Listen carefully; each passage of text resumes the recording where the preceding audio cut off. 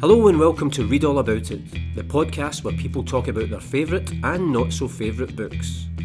Join me, Paul Cudahy, as I take each guest on the literary journey of their life, from their most cherished childhood read and a book they'd recommend to anyone, to the book they couldn't be paid to read again, and much more in between. So listen, enjoy, subscribe and spread the word about the Read All About It podcast. Hello and welcome to the Read All About It podcast. My guest today, and indeed the very first guest on this podcast, is the writer Chris Dolan. Now, Chris is a man of many writing talents. He's written several novels, including the first two books in a crime series featuring Glasgow lawyer Maddie Shannon, and the novella Aaliyah, which in my humble opinion is a stunning and beautiful piece of literature. You should all read it. There have also been short story collections, a number of non-fiction books, plays for theatre, radio, TV and film in English and Spanish. He has adapted numerous novels for radio broadcasts, written screenplays for TV documentaries, and all with a sprinkling of awards that are testament to those writing talents.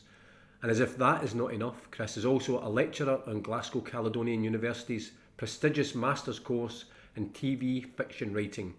Quite how he also manages to fit anything else into his life is beyond me, but he does, including lengthy cycle trips, and he completed a near 1,000 mile trek across Spain in the summer. Chris, thanks for joining us on the very first Read All About It podcast. Thanks, Paul. I want to meet that guy. You do realise that you are my Neil Armstrong, was the first man to set foot on this podcast. A great leap. Well, let's hope for a great leap. Now, in the course of this, we'll talk about that 1,000 mile cycle and how it relates to your writing, but when I was just putting together what is a very short summary of a very impressive writing career, and I mentioned you write across a whole variety of different platforms, is it possible for you to say, do you have a particular favourite, or is it just as long as you're writing, whether it's a novel, for radio, for stage, that's when you're happiest? Yeah, I can actually. I like writing books. If I had to choose, if you're told you can only write one thing, it'd be books. I've really enjoyed doing telly, I've really enjoyed doing theatre, and I'm loving working with David Heyman just now on a series of one-man plays, and that's brilliant fun. He's a pal, and they're plays about things we're passionate about, so and that's great. But yeah, there's something about just me and you know yourself, because you're a novelist too, that just sitting in a room by yourself, just writing and imagining, and I love all that. I love all the collaboration of the other forms, but the novel's the one that I think I really like best. And I suppose this podcast is kind of celebrating books, and it's taking you on a literary journey of your life, back from childhood right through to now. And you know, when you started reading books as a youngster, was it always in your head that you think, I'd love to do that, I'd love to write my own books? Sadly, yes. It's funny. I was years and years ago, one of the first kind of readings I did in public with famous people. Years ago, it was in Glasgow University, as I remember. Anyway, there was a panel of people, and I was on it. I remember Liz Lochhead had been there, and I can't remember who else, but it was well quoted writers. And I was at the far end of the panel, so a question was asked at the beginning, which was, why did you start writing?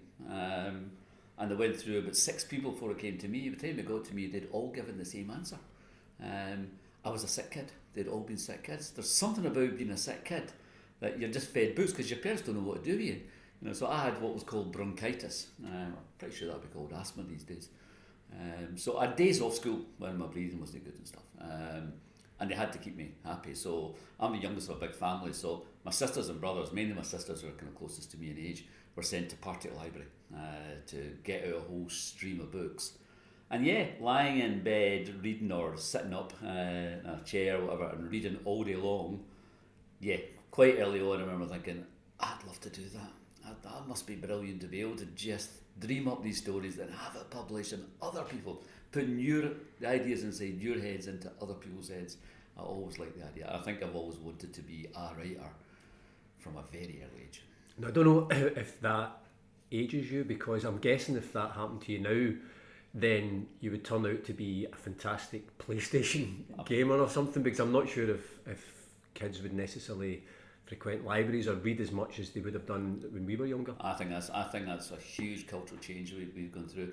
There's a writer that I haven't seen for years, but I used to know quite well in Spain, a guy called Bernardo Achaga, and he was talking once, and his son at that point was about 10 years of age, and he went to Pompeii to see the museum there and all about the volcano and everything, and there are the remains of people playing hopscotch in Pompeii in the year, I don't know what year Pompeii the volcano erupted, but in the ancient world.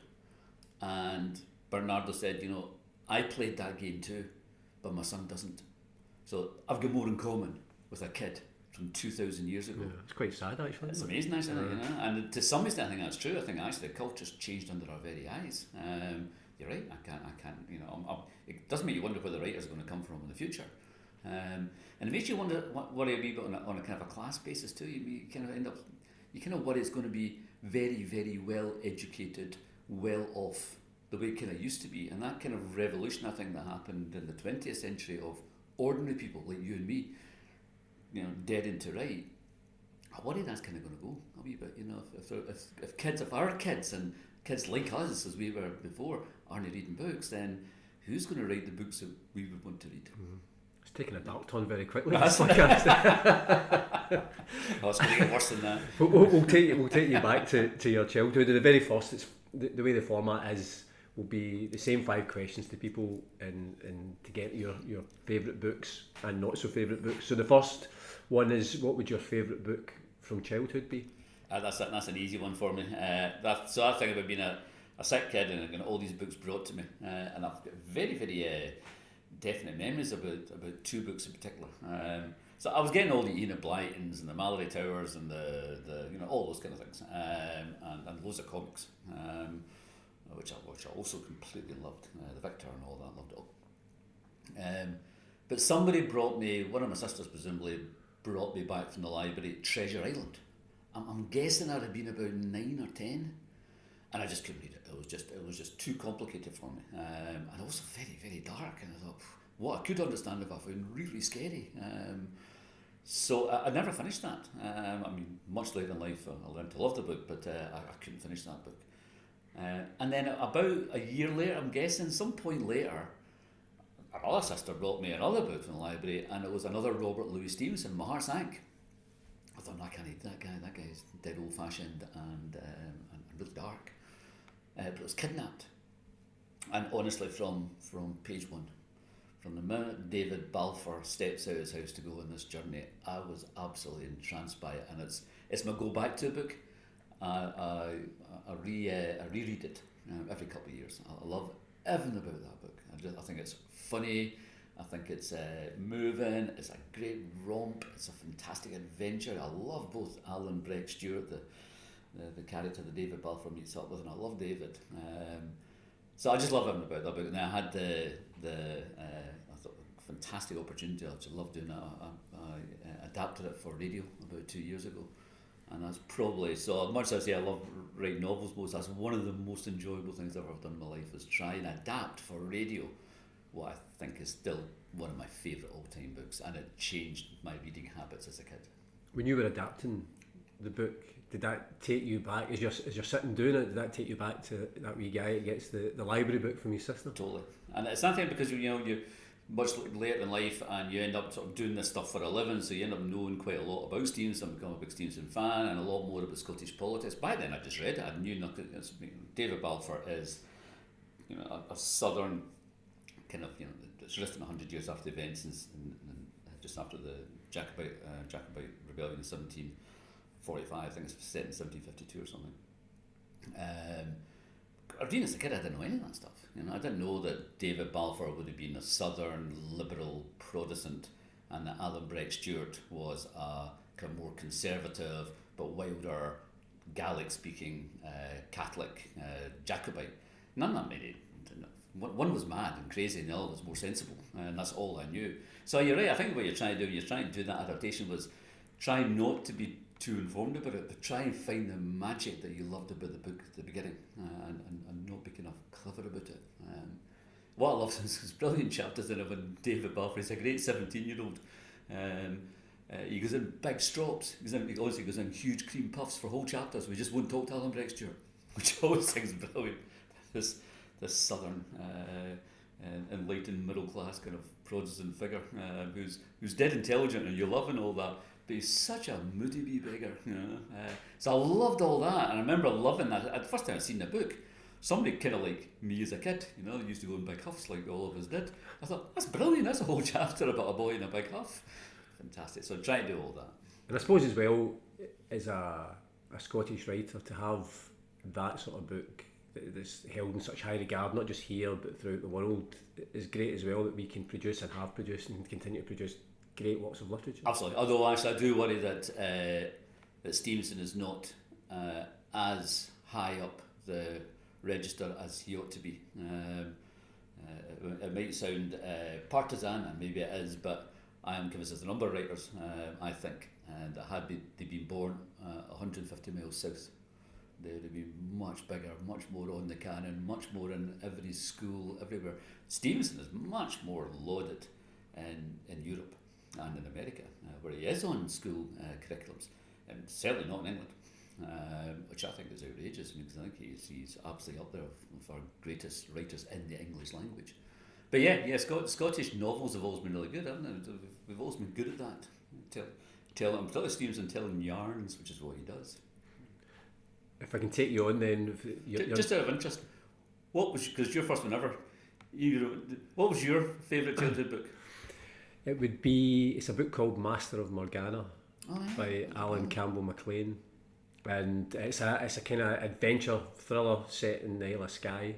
And the reason I remember it, because the teacher used to read us a chapter every week in primary 7 every Friday afternoon, and after about 3 or 4 weeks I couldn't wait the following week, so I went straight down to the library, got the book out, read it that weekend, and it was just the most amazing book.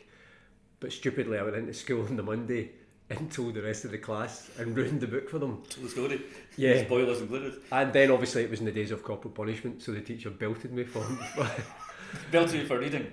Well, that's what I used to say, but actually it was just for spoiling it for everyone else. But the book is still one of my... I do read that every now and again. And again it takes you back to being in primary school and that absolute love of books. I mean, that's the great thing about your podcast, because that's what you want. You want other, I find that reviews or reading stuff in the papers or hearing stuff, it's very seldom I read a book because of that. It's because a friend of mine raves about a book, and that's how you end up reading books. So that's one on my list. Right. Oh, good. Well, at least I've spread the word for again. And if you tell everybody before it's finished, nobody's going to belt you. That's a bit worrying. If we go on from obviously from childhood, the next book would be your favourite book from what I've called either teenage, university, kind of formative years, when you start to really formulate your own kind of reading habits and reading style. So that's a sick kid, and then I get into books, and so I'm now a reader, and I was one of those teenagers who, I mean, I still did what most teenagers do, and play football and all that very, very badly, but I had my nose stuck in a book for a lot of my teenage years, and I was quite kind of schizophrenic about it, because there's two writers spring to mind. One is Thomas Hardy. I can't tell you why. I suspect it was something like maybe again a sick day or whatever, and it was a library book. My mum was an interesting reader. My mum, we never had books in the house. We used the library all the time, and my mum read all the time, and she was brilliant because she just read whatever was in front of her.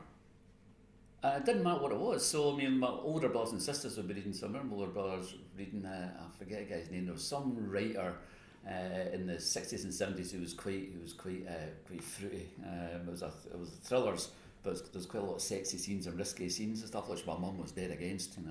She was a very pious woman, my mum. But she read them, and she would read Catherine Cookson, and she would read horror books, whatever was around. And somebody would just try it out. Somebody later on in life would just stick a Dostoevsky, and she would just. She read everything from beginning to end, and at the end of every book she had two responses: "Nah, it wasn't very good," or "That was good," no matter what it was. And I think maybe I was a wee bit of that too. Actually, I like that, So I don't know where the Hardy started. You know what? It might actually from seeing a film. It might have been from seeing the film of Far From the Madding Crowd. I don't know, but I was getting to Hardy, and I just loved Hardy. But at the same time, on another bit of my brain, I discovered through being a big music fan, I'd got into Bob Dylan and that kind of whole early 60s scene, 10 years older than me or more. But I got into all that stuff. And the Beat Generation. So for about 5 years of my life, and probably less than that, probably about 3 years, I was just obsessed with Jack Kerouac and Allen Ginsberg. Upstairs in my upstairs bedroom where I write from, I've still got a lot of first and second editions. I've for a while also looked them out whenever I could find a good edition of the Dharma Bums or Howl or Kaddish or whatever. All these books, I just completely was obsessed. And it's me and a couple of guys at school, I mean, we'd all read these books and then talk about them the next day. So I would say actually, if I had to choose one book that really made an enormous impact on me, and it would be On the Road. I'm not sure I liked it. I just liked the idea of it. So it was kind of, just quite funky, wasn't this idea, this guy, and he just bums around America and the music and all that. Was it one of those books as well, because we're going to come back to it again later in the podcast, it was one of those books that you kind of, of a certain period and a certain age, you felt you had to read? Yeah, I was like that too. I was probably a pain in the backside, I guess it really was.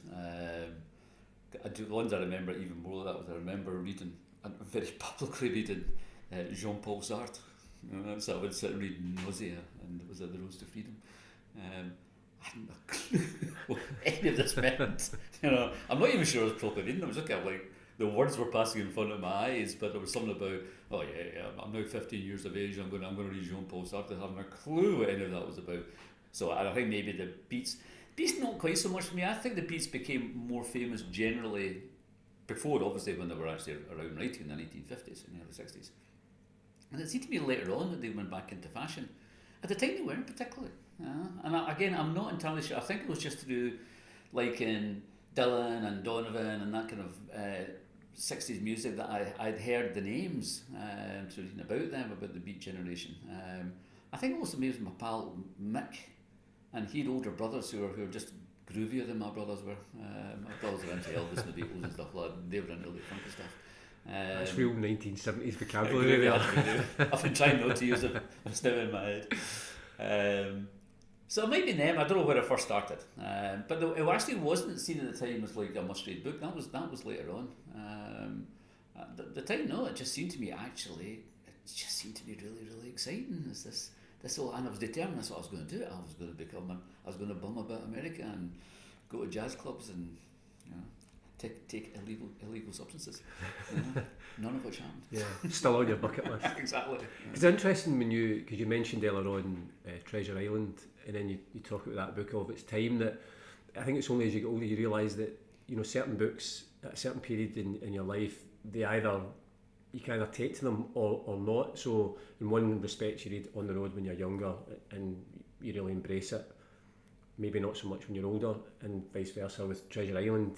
You maybe struggled at the time, but then you go back to it and then you realise what a brilliant book it is. Absolutely. And also, funny, when you asked me to do this, there are books that you think, I loved at the time, but I wouldn't like it now, or books that, books that you think you don't like, but then at some point in 5 years' time, I find a lot about, I used to review, when I first started writing, I used to review for various papers. I used to always worry about, you could go and see a film or a play, and you'd hate it that night, but quite potentially you could go the following week and actually just be in a different mood, it's a slightly different performance or whatever, and actually like it. So I'm never completely set. So a lot of stuff I think I really like. There's lots of stuff I've read in the past which I thought was great then and I don't like anymore. And there's presumably lots of stuff I didn't like, and that one day I'll end up reading by accident and go, God, why did I always slag that book off? It's actually a great book. I'm never convinced about my own opinions. I think they change all the time. What's yours? What was your teenage book? Catch-22. Was it? Yeah, we got it. I remember the teacher in high school, 5th year, it was strange, he gave the boys Catch-22 to study, and he gave the girls Sons and Lovers. And so I think the girls really struggled with that. And you, a group of, which I thought was genius, a group of 16-year-old boys who would sit there just laughing for a whole hour of the class reading and getting them to read. And I loved the book so much that at the end of 5th year, I stole my copy from the book from the school, and I still have it. So wasn't that interesting? Because I would say, by and large, we kind of quite often agree on a lot of books and music and stuff like that. That was one I considered for my a book I'd never want to ever read again. There's two of them. I think I'm not sure if we'd have done the podcast if I'd seen that as your choice. If I had to cancel now, you could have been it. There's two books about that time. They're both kind of seen as being teen books and kind of young guy books. The other one I never got really, and I used to pretend that I did, was Catch in the Rye. It was Catch in the Rye you said there? No, Catch 22. Catch 22, exactly. Yeah. Catch 22 and Catch in the Rye. Both of them I used to pretend I liked. But actually, I never found Catch 22 funny, and I just hated Holden Caulfield in Catch 22. So whether I read them a wee bit too early, I think I may have read them a wee bit too late actually, I think. I was so busy faffing about pretending to read Jean-Paul Sartre. The time was when I should have been reading those books. So the time I got into reading those books, I think if you're not a grumpy teenager, those books don't make any sense. And I think I didn't read them until my late teens or early 20s, and I just didn't get them. Yeah, I must admit I did like both of them, but I read them, I think, when I was at the right time, mid to late. Which is another thing as well. It depends when you read a book. There's certain books, obviously Tolkien, Lord of the Rings. If you haven't read about 17, you're going to hate it. If you've read it before 17, you'll love it. I'm sure that's a scientific test you could take. Because I think if you can get through that time and all that magic, by the time you're 17, 18, if you've never come across it before, it doesn't make any sense to you.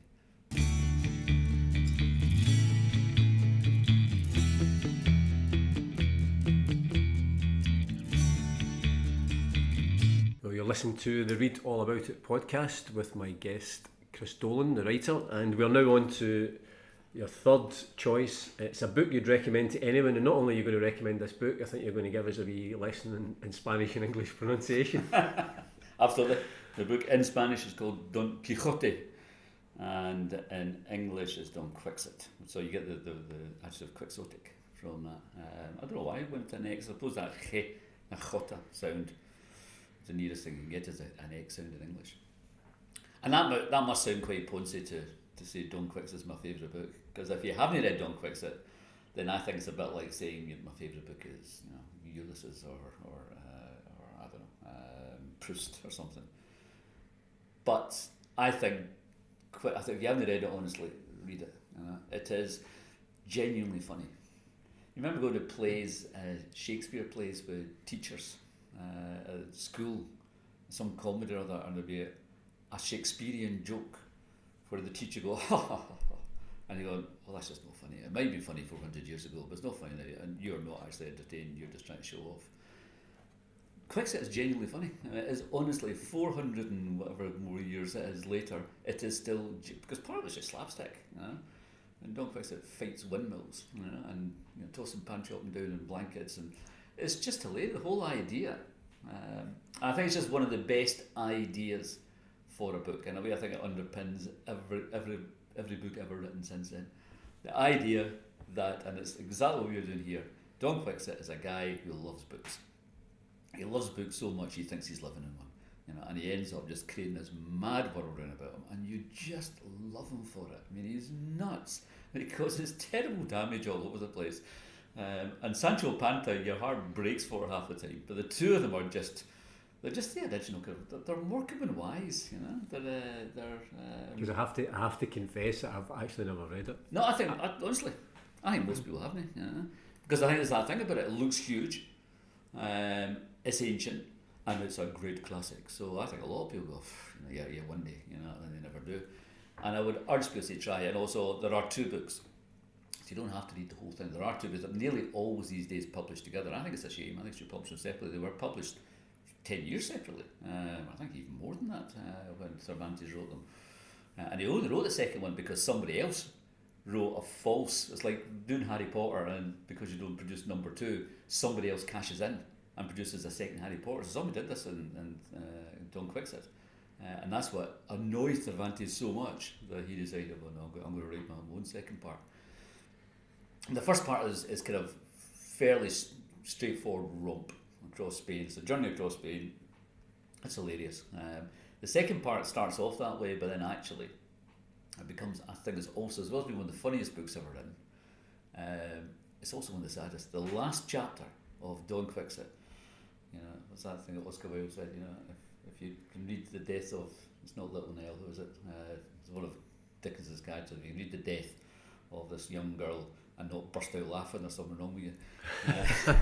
But it's not that, it is genuinely sad. It really is. It's one of the saddest ending. When he comes to his senses and he realises it's not true, and he's back to the normal, mundane, boring world, and you just feel so much for him. So honestly, I would say it's a brilliant. The other thing that's great about Quicksort is the novel's now set, and now you definitely have to stay in one story all the way through. But actually, back then, because Cervantes was making the form up, he was just writing stuff. He even had the word novel for it back then. So quite often just goes off into short stories. It's got nothing to do with Don Quixote or Sancho Panza. Just got a totally different story altogether, and they're usually really good. So I love that about it too. If you get a wee bit bored, then you just go and see what these two people are doing over here, and you get a wee short story in the middle of it. So it's a real kind of cornucopia of just stuff and ideas, and there's kind of sad stories and funny stories and political stories, and it's just great. It's a great book, and I think more people should try it. And I mentioned, I touched on it in the introduction of the fact that you write in English and Spanish. I know Spain is very close to your heart as well. And how do you find that in terms of are there different challenges when you're writing in a different language? I mean, I think you shouldn't ever really originate in your second language unless you're completely bilingual, and that's mainly people who are actually brought up with two languages. They always say you're writing your own language, your first language. I've never really originated. I've translated, and I've helped with my own translations, and I've written bits and pieces, short things in Spanish. But no, I would always originate in English. The plays you referred to in the beginning, the introduction there, were written with students of mine in Pamplona. So yeah, there's bits in there that I wrote in Spanish because I was in Spain working with the writers and we're writing together, and there's parts of that I contributed in Spanish, which is great fun to do. I loved it. And in my own translation of my play Sabina, I got quite involved in the translation of it, so that was great too. But no, I think although my Spanish is pretty fluent, it's not good enough to be inventive in. And I mentioned as well about this epic cycling trek that you took part in with a couple of your friends, and it wasn't just the fact that obviously you're a big cyclist, and that in itself would have been appealing, but it's part of a writing project that you're involved in as well. Yeah, I mean the childhood books that were just, we've been taught this before, that ask me tomorrow, have the same interview again tomorrow, and I'll ask me 5 entirely different books. So one of the ones I consider for this is Laurie Lee as my childhood book. Can't remember what age I was exactly. Cider with Rosie, I'm going to guess about 11, 12 again. Remember completely loving Cider with Rosie in this idyllic village, and also for that it was actually quite a sexy book.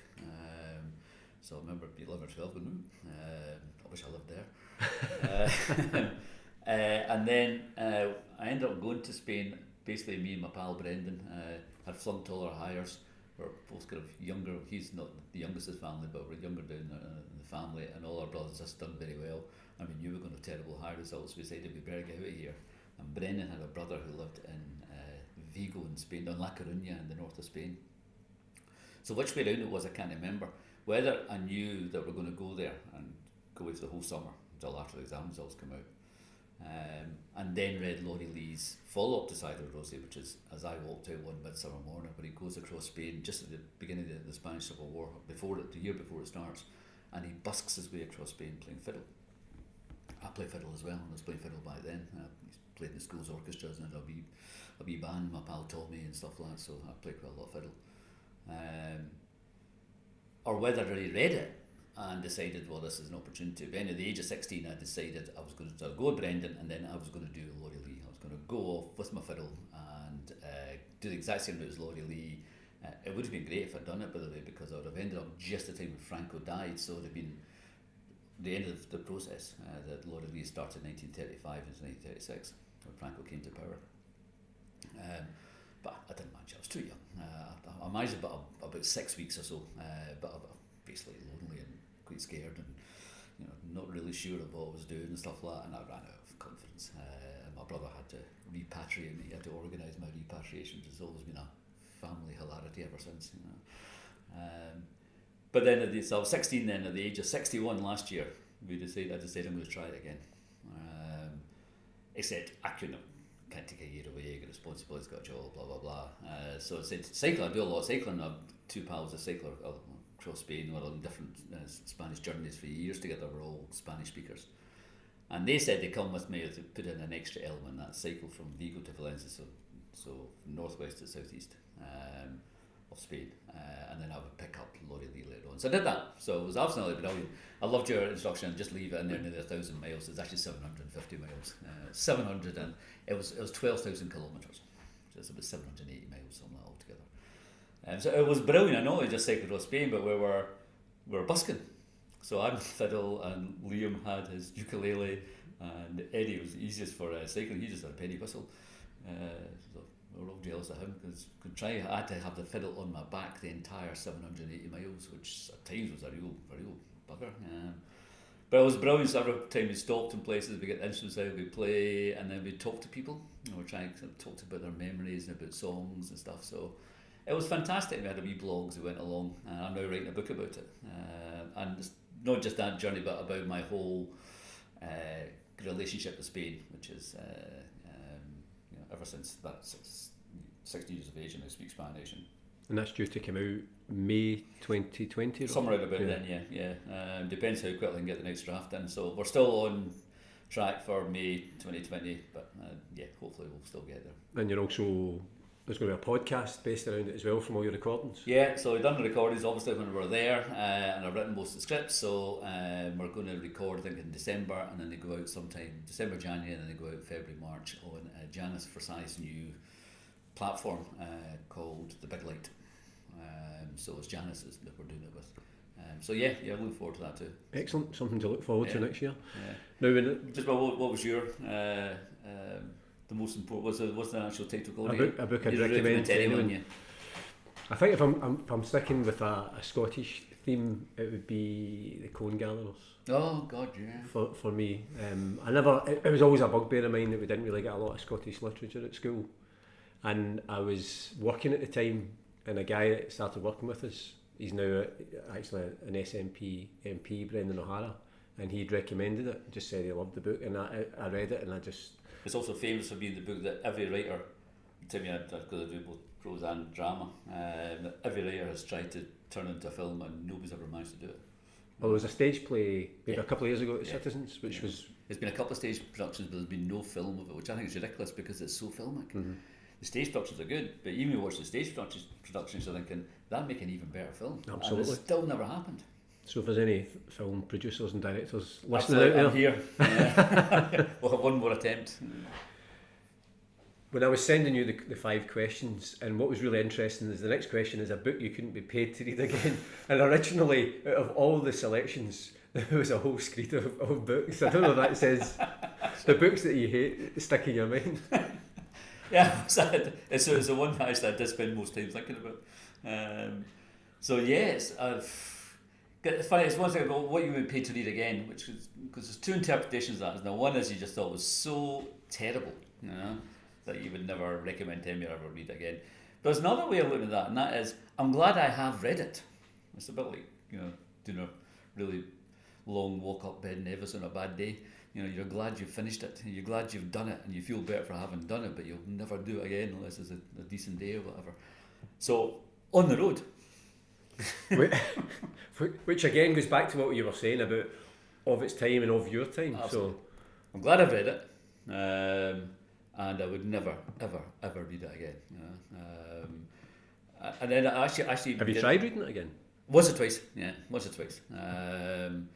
Just out of interest, but almost just to completely confirm the idea that I know I can't get through this. So I don't think I've got further than about 10 or 15 pages into it since then.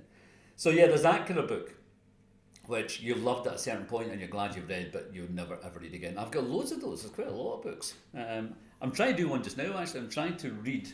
So this is one I've read for. This is one of these books that everybody thinks you ought to read. I've got a list of those. I mean, the gaps in my knowledge are huge. I'm supposed to be a writer. There's lots of important books I've never read. And one of the most famous ones is Moby Dick. I'm only about 40 pages in, but I think it may well be already. So if we redo the podcast, it could be exactly. Could be in there. Moby Dick. I've got every page is a nightmare. It's so hard to read. I'm kind of keeping going with it for a while yet, and I might change my mind. But that did come to my mind just in the middle of reading it. But no, if I had to choose one, and I say I've got lots, Finnegan's Wake and all these kind of books are almost impossible, I think. But I did the Camino Santiago. I've done it a couple of times now. I walked it with my brother and his friends in the year 2000, and that was a fantastic experience. And I cycled it since with my two cycling pals. So I'm really into the Camino, and I've read everything on the Camino. And one of my favourite books of all time is the original travel guide, probably the earliest travel guide ever written, the Liber Santo Jacobi, which is a pilgrim's guide to the Camino, written in the 11th century, and it's absolutely hilarious, and it's also actually still quite useful 1,000 years later, and actually he's quite right about a whole number of things that haven't changed. But there's also a lot of absolute and utter gut rot's been written about the Camino. In fact, I'd say the majority of books written about the Camino are absolutely appalling. Shirley MacLaine's is just, I can't remember what it's called, but it's completely nuts. It's got it's like it doesn't become one of my worst books ever because at least it's funny. Probably not intentionally, but it is actually funny. Yeah. But the one I really, really disliked, and actually more than just didn't think was good or accurate or whatever, I really actually found myself, repelled by it, is Paulo Coelho's The Pilgrimage. I hate the entire idea of it. He goes, and he never tells you who it is he's with. He goes with who somebody calls the Maestro. And he never tells you this, but he's travelling with the Maestro. I suspect it's probably just him. The only Maestro I know is Paul McStay, the Celtic player.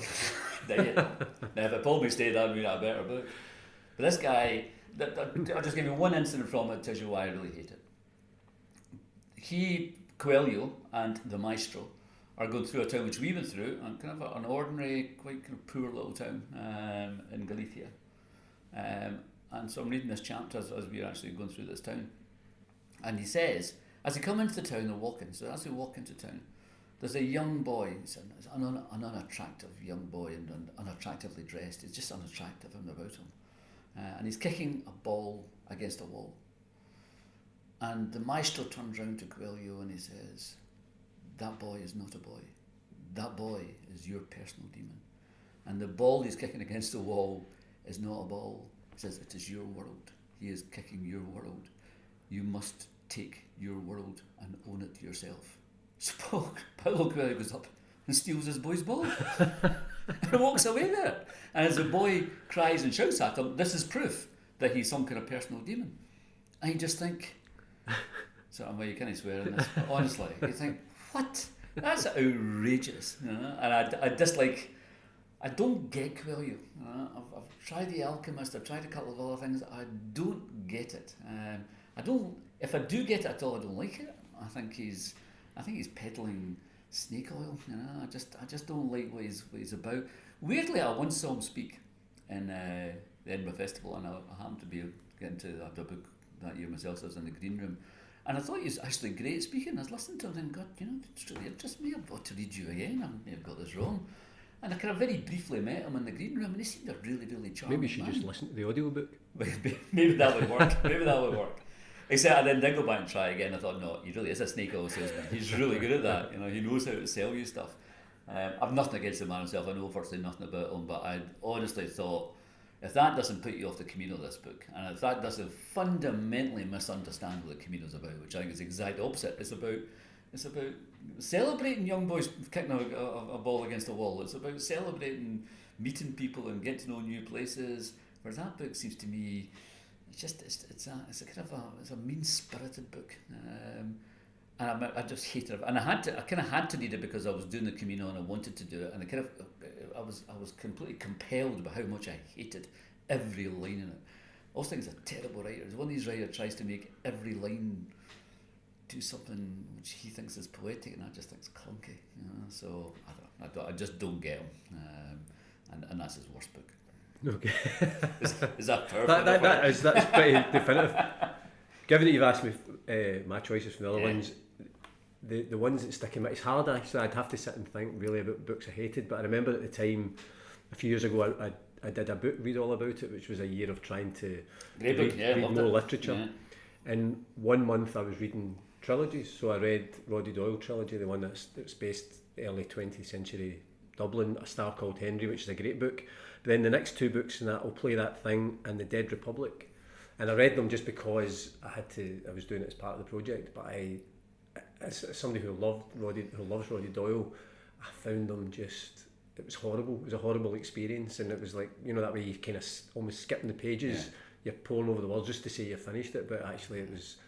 Is that partly because you read them in sequence, or had you been reading the Barrytown trilogy and then... No, I read, because it was three different... So there was a Cormac McCarthy trilogy, so and I can't remember who the third writer was, but I would read one of each. So I'd read one Cormac McCarthy and then Roddy Doyle and then the other one, and then go back. So I wasn't reading them back to back. Yeah. I just thought from the high of one, the other two, and it was almost like... It just really jarred with me, and I was quite surprised because I'd loved just about everything that Roddy Doyle was written. Exactly, you told me that at the time when I read the book. So again, that influence of other people. So like you, I've loved Roddy Doyle and I loved the Barrytown trilogy, and everything else I've the Woman Who Walked Into Doors, and what's the one with the wee boy, and Paddy Clark. Love all that. But because of that, I've never read the ones, and I suspect I never will. The first one, definitely, A Star Called Henry, is definitely worth reading.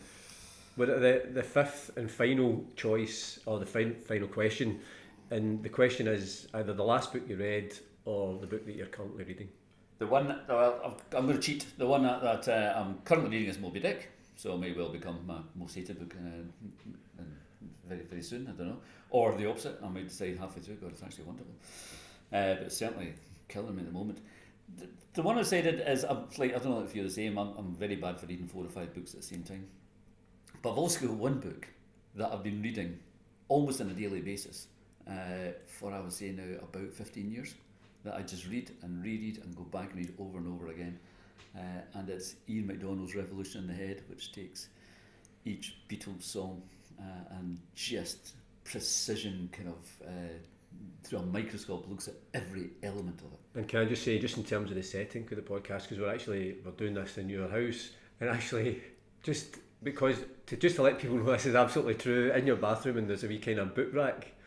That book is in the book rack, along with my copy of the Brendan Rodgers autobiography, which I wrote, so I'm going to take that as a compliment.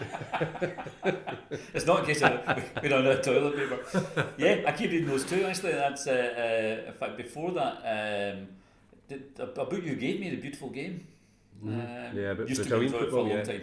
Brazil 1970. Yeah. So that's why, and I'm sure your listeners don't want to know this, but that's why I still read it every day, and just for short periods at a time. But it's interesting, the Beatles, but I have a theory about music. It's a very, very coarse theory. Like, if somebody says to me they don't like the Beatles, A, I think they're lying, because it's impossible not to like that whole canon, or B, their ears are painted on.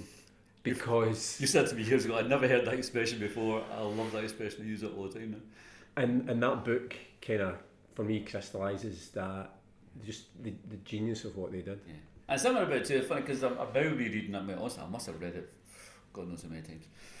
And it's not even just about, so it does so many things, First, go back list every song, sure. I mean, just tiny things like, it tells you that in a minute 1:36 on, I don't know, I Want to Hold Your Hand or something, that there is a breakthrough from the previous version of it, and you can hear John Lennon singing that tune, which I think before with the old record players we had when we first had these albums in the house, because the Beatles, are the soundtrack to my life. I was born in the very late 50s, so as I was growing up, the Beatles were just everywhere. And I don't think you could hear those kind of things. But now with the earphones and all that, we can hear actually tiny things like that. God, so you do. You can hear John Lennon singing the wrong note, and just lots of little, just fascinating things like that. But it goes into the chord structure. You and I both play guitar, so it was fascinating. The chord structure and all of that. It goes into the lyrics, where they came from. But there are also like minor essays on the time about what was happening at the time politically, what was happening culturally. I don't know. In fact, I don't agree a lot of the time with Ian MacDonald. A friend of mine, that guy I mentioned before, is the bass writer, Bernardo, once said to me, he says he increasingly finds as he grows older that he reads a book with a pencil in his hand. He says because a book is a conversation. It's not a one-way monologue. He says you're having a conversation with a writer. And I'll argue with Ian MacDonald on almost every song. And lots of stuff, because I just disagree with him. That must be part of the enjoyment of the book. Absolutely, yeah, I love that because you don't just get so fundamentally talking absolute nonsense. You know, the guy obviously knows a lot more than I do, but you know, I'd want to go out for a pint with him and say, "Why did you say? Because I think that's a great song," or "Why do you think he thought that?" Because I don't think he did. So it's got that element to it. I think it's kind of conversational. It's kind of got it's just a cornucopia. It's the second time I've used that word. Of ideas and stuff. I love books like that. And the introductory essays are brilliant on music of the 60s and the 70s and the influence of the Beatles and who they were influenced by from the 40s and 50s. It's just brilliant. It's just, there's so much in it. It's one of those books I quite often give to people as birthday presents or Christmas presents. And it's a good excuse then to go back and listen to the Beatles again. And if you're listening to this podcast and you are sitting there saying, I'm one of those people who don't like the Beatles, we don't believe you. Exactly. And if it's true, we don't want to meet you. Sadly, we've come to the end of this podcast, Chris. Sorry, last question for you. What's the book you're reading now? I'm reading a book called Troubles by an author called J.G. Farrell. In the process, it's a kind of just a reading project. I'm trying to work my way through all the Booker Prize winners. Oh yeah. So that was the one for 90. It was awarded. The prize wasn't awarded for that novel until 2010 because the original rules, I think, were it was books published the previous year. So books in 1970 for some reason fell between the cracks of that award. So then they retrospectively awarded it. So that's the third of the 55 books I'm kind of working my way through. So yeah, I'm enjoying it. It's kind of set just sort of Ireland post First World War. It's kind of slightly Ealing farce type thing, but it's set around about the backdrop of the post First World War and what's happening in Ireland with the War of Independence. So it's a really good book. Yeah, that's a good. Yeah. So it says me having to do a podcast interviewing myself now. I think at the very end, when you finally finish, hopefully in 10 years' time, and you decide to wrap up this and not go to season 106 of your podcast. Something has to do it properly with you. Yeah, and I'll sit down and see what my list is. It'll be huge at that point. But say anybody who's listening, if you go into my website www.paulcuddihy.com, you'll be able to get a list of all the books that we've been talking about today. But for now, Chris, thanks for being, as I said at the start, my Neil Armstrong for the Read All About It podcast. A great leap was taken. That was brilliant. Thoroughly enjoyed it, Paul. Thank you. Thanks for listening to the Read All About It podcast, and I'd love to hear what you thought about it. You can get in touch via Twitter at ReadAllAbout20, on Instagram at ReadAllAboutItPodcast, or you can send an email to readallaboutit@paulcuddihy.com. If you've enjoyed the podcast, subscribe, leave a review and spread the word. If you haven't enjoyed it, say nothing to anybody. But I do hope you can join me, Paul Cuddihy, next time on the Read All About It podcast. And in the meantime, keep reading.